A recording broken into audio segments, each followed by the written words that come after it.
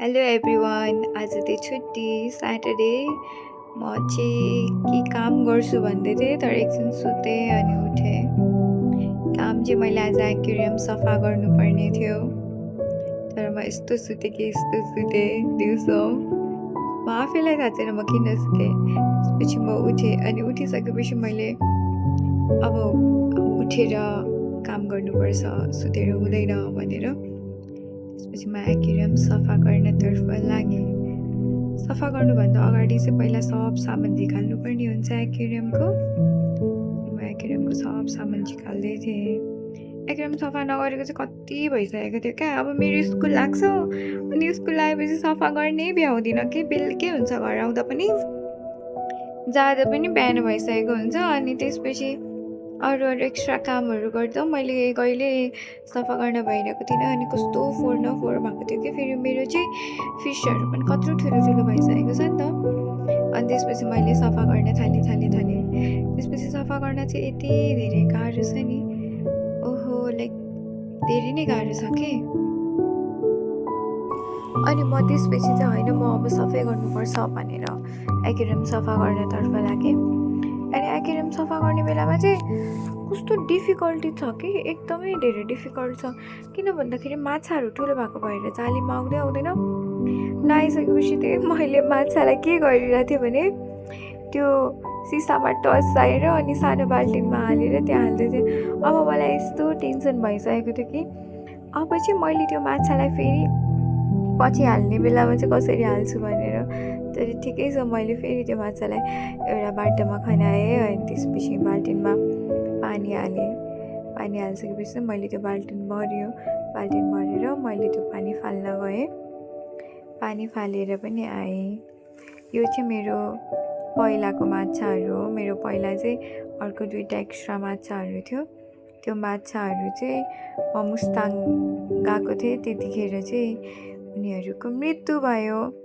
मृत्यु हुँदा त साह्रै दुःख लाग्छ नि त है, किनभने उनीहरू त मेरो फ्यामिलीको पनि पार्टै हो नि त। त्यसपछि मैले सबै सफा गरेँ। त्यो सफा चाहिँ मैले बाथरुममा गएर गरेको थिएँ। त्यहाँ भएको मार्बलहरू, त्यहाँ भएको डेकोरेसन्सहरू सबै एकदम सफा गर्नुपर्ने हुन्छ कि, किनभने कस्तो लेउ लागेको हुन्छ। अनि त्यो सब सफा गरेर फिल्टरहरू पनि सफा गरेर फिल्टरहरू जोडेँ।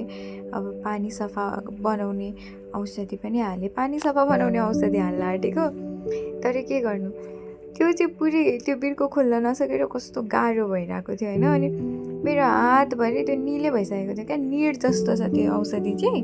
अनि मैले लाइक दाँतले खोल्न त अब ट्राई गर्न भएन तर मसँग अरू कुनै अप्सन चाहिँ थिएन।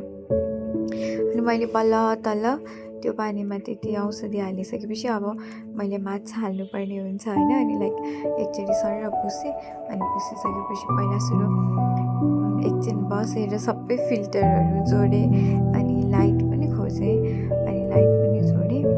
अनि लाइट चाहिँ के भन्छ अरे वाटरप्रुफ हो कि, त्यो भएको भएर केही पनि हुँदैन। अनि मैले फिल्टरको चाहिँ कपास हाल्नुपर्ने हुन्छ अनि त्यो कपास पनि हालेँ। मसँग चाहिँ अहिले यही वाला मात्र छ त्यही भएर मैले त्यो हालेँ। अनि त्यसपछि चाहिँ लाइटहरू जोडिसकेपछि लाइट जोड्न पनि मलाई डिफिकल्टी चाहिँ भइरहेको थियो अलिअलि, किनभने त्यो अडी नै रहेको थिएन कि। अनि गरेर थिएँ त्यहाँ माथि त कस्तो देखेको है, मलाई कस्तो अचम्म लाग्यो। अब मैले माछा कसरी हाल्ने भनेर मलाई आइडियै थिएन। अनि मैले बाटै उचालेर त्यो माछाको हाल्न खोजेँ तर मैले सकिनँ, किनभने बाटाभरि पानी थियो। अनि पानी उचाल्दा फेरि त हो कति डिफिकल्टिज भयो। अनि मैले फेरि बाल्टिनमै खनाएँ अनि त्यो माछालाई हालेँ। अब यो माछा अर्को त आउनै खोजिरहेको थिएन, मानिरहेको थिएन कि। मलाई पुरै मेरो त्यो रुमको आज कार्पेट सबै भिजाइदिएको छ त्यो माछाहरूले, आउने मानिरहेको थिएन। तपाईँहरू पनि हेर्न सक्नुहुन्छ यति धेरै डिफिकल्टिज भइरहेको थियो तर मैले बल्ल तल्ल हालेँ। फाइनल्ली मैले एक्वेरियम आज सफा गरेँ। आजको मेरो स्याटरडे चाहिँ यसरी नै बित्यो।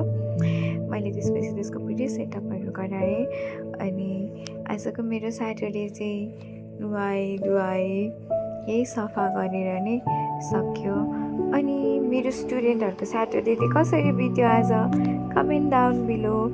अनि मेरो पेरेन्ट्सहरूको स्याटरडे पनि सायद यस्तै काम गर्दै बित्यो होला। Still you guys also comment down below.